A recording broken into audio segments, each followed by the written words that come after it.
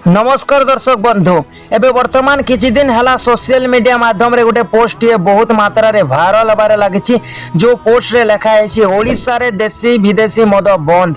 ओडिशा सरकार नेले बड़ निष्पत्ति स्वाधीनता दिवस ठार हेबो ओडिशा रे मद बंद। तो एभली किछि पोस्ट ये सोशल मीडिया तथा न्यूज चैनल माध्यम रे वायरल हबारे लागिछि। तो आजिरो वीडियो रे आमे संपूर्ण भाव रे जानिबा सेही पोस्ट रो सत्यता कोन आ सेही पोस्ट वायरल हबार कारण कोन।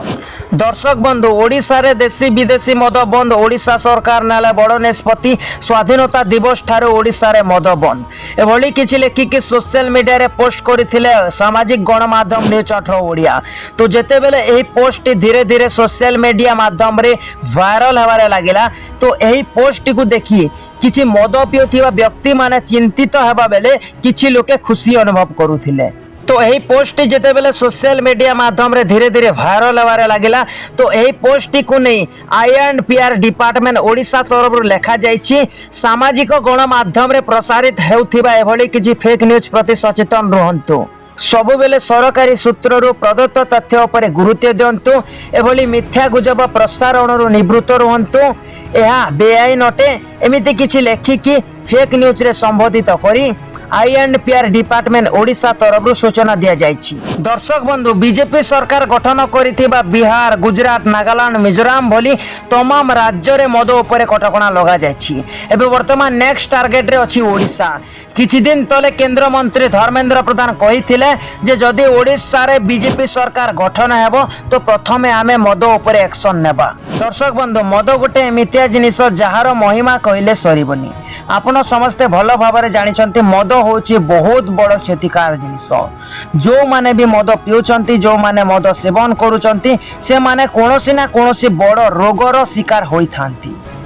दर्शक बंधु फॉर एग्जांपल धरि नंतु आपण जने कलेक्टर आपण मद टिके पी देले तापर आपण घर जाउछंती एमिति झुली झुली ए के मते मारिबारे आपण को लोके देखिले लोके कोन आपण को सम्मान देबे। लोके तो लोके आपण को बुला कुकुर टे भी पचारिबनी किंतु आपण प्रोफेशन रे कलेक्टर। तो दर्शक बंधु जदि आपण मद पिउछंती जदि आपण मदर सेवन करंती तो आपण को तीनोटी फायदा मिलिबो। प्रथम फायदा होछि आपण को निज इज्जत बर्बाद हेबो। द्वितीय फायदा होछि आपण निजे निज परिवार सह संपर्क भांगेबे निज परिवार सह गाली गलोच करिवे। आ तृतीय फायदा होछि आपण कोनोसी ना कोनोसी बड़ रोगर शिकार हेबे।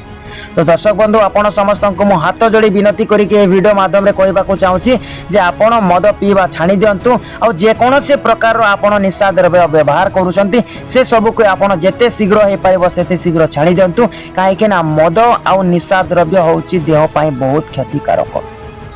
तो दर्शक बंधु ए वीडियो माध्यम रे मु जहा भी कहली सेटा मो निजस्व मत। आपण ए मद को नै कोन कहबा को चाहछंती आपण कमेंट सेक्शन माध्यम रे हमको जणे देबे। आपण को बहुमूल्य समय देबा पई आपण को अशेष अशेष धन्यवाद। नमस्कार, जय हिंद।